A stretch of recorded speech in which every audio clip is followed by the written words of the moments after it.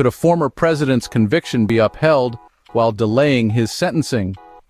This is the question that's shaking up the legal world right now. The Manhattan District Attorney's Office has proposed a rather unusual approach to handle former President Donald Trump's hush money case.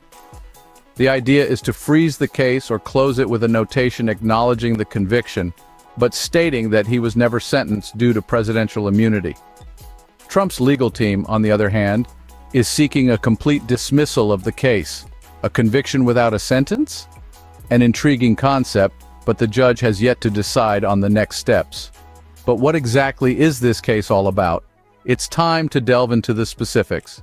At the heart of the matter is former President Donald Trump's conviction on 34 counts of falsifying business records. This was directly tied to a payment made to Stormy Daniels. The crux of the case? Trump's legal team argues that the case could potentially disrupt his upcoming presidential term. Their strategy?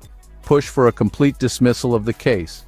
The Manhattan District Attorney's Office, however, has proposed a different approach. They suggest options such as freezing the case until Trump leaves office, or concluding it with a notation acknowledging the conviction, but clearly stating that sentencing was never carried out due to presidential immunity.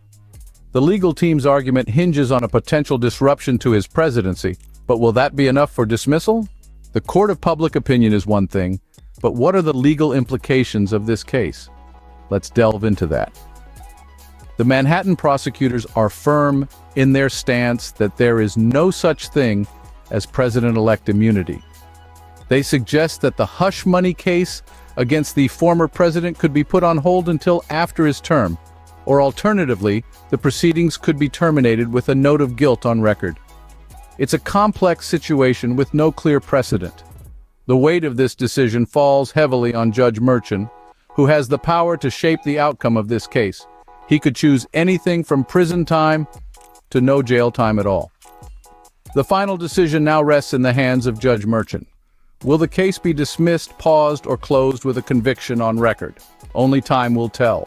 Stay ahead of the curve with your daily dose of news. Subscribe now and never miss a beat.